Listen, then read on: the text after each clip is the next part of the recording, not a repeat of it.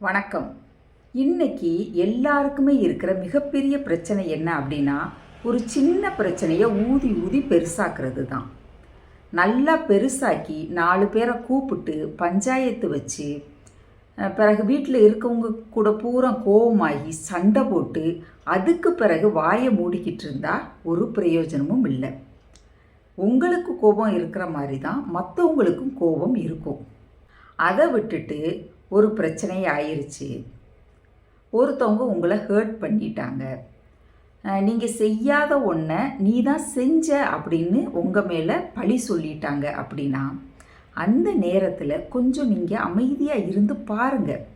நீங்கள் அமைதியாக இருக்கிறத பார்த்துட்டு, இவ்வளவு நான் சொல்கிறேனே, இவ்வளவு நான் அவளை கோவப்படுத்துகிறேனே, இவ கொஞ்சம் கூட அதை நினைக்காம கொஞ்சம் அமைதியாக இருக்காளே அப்படின்னு சொல்லிட்டு அவங்களுக்கு டென்ஷன் ஏறும். நீங்கள் அப்படியே 1 நாள் 2 நாள் அமைதியாக இருந்தீங்க அப்படின்னா, அவங்களே உங்ககிட்ட வந்து, ஏன் என்ன பிரச்சனை, என்ன ஆச்சு, ஏன் இப்படி இருக்க, ஏன் அமைதியாக இருக்க அப்படின்னு உங்ககிட்ட கேட்பாங்க.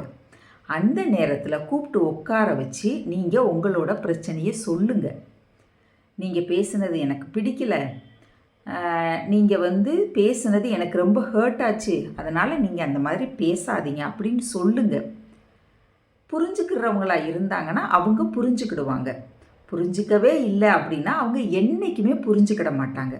அப்படி புரிஞ்சுக்கிடாதவங்க உங்களோட வாழ்க்கையில் இருக்காங்க அப்படின்னா, அவங்கக்கிட்ட கோவப்படுங்க, சண்டை போட்டு நீங்கள் சொல்கிறத அவங்களுக்கு புரிய வைங்க. அப்படியே அவங்களுக்கு புரியலை அப்படின்னா புரிஞ்சுக்கிடவே மாட்டாங்க. கொஞ்ச நாள் கழித்து அவங்களாகவே தெரிஞ்சுக்கிடுவாங்க. நீங்கள் கொஞ்சம் பொறுமையாக இருங்க.